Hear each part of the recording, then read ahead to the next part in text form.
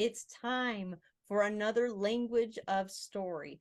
Every year with Story Crossroads, we feature a different language. And for the year of 2023, that language is Tongan. And we have the privilege of being able to hear a presentation, but also ask questions of Professor Tevita O. And we're excited. He is all the way out there at BYU-Hawaii, and he is in the anthropology department. But we need to know a little bit more about you. So tell us more about you.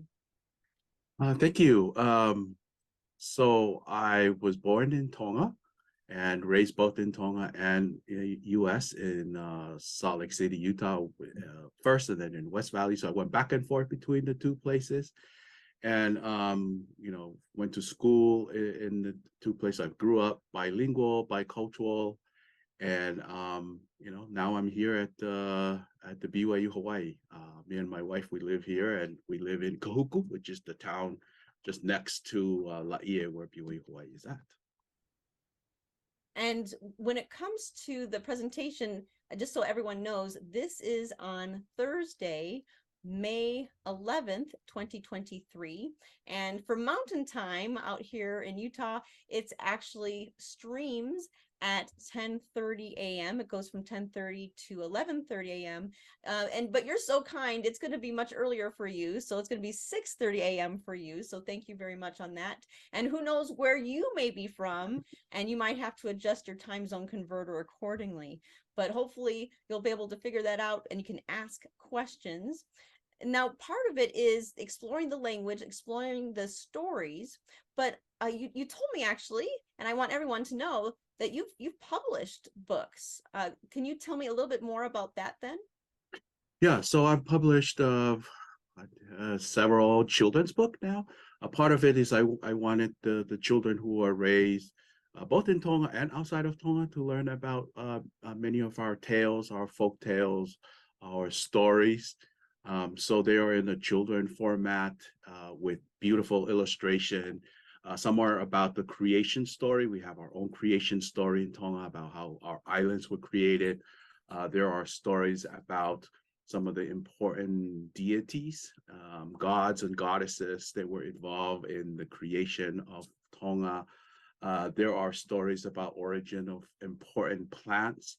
So all of that are in various books.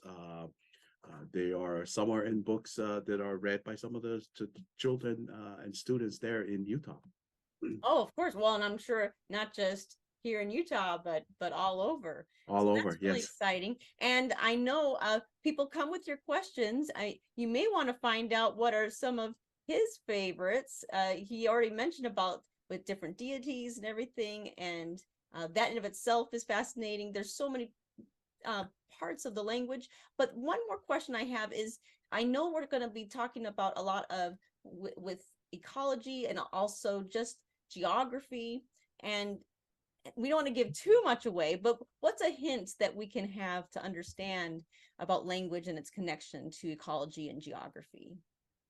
Well, one hint is that the language is beautiful and poetic, and in many of our stories, the name of the character hints at the importance of that particular character. And so you'll see that, and our language is mainly an oral language before it was written down when missionaries came in the 1800s. So we have a lot of symbols that are in our tapa cloth, which I'll show some of that, and you'll enjoy. And then from hopefully after my talk, next time you'll see some of these symbols, places that you go to, you can identify and say, oh yes, I can see there's a story that's being told in that particular symbol.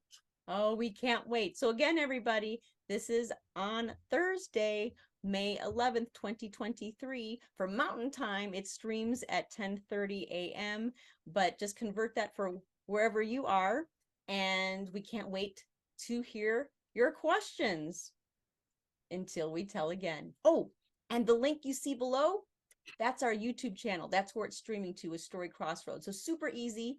And even if you look on the live tab, and you'll see a little red symbol that says live. We're going to open up that stream 5 minutes early and you'll be able to find it, no problem. Until we tell again.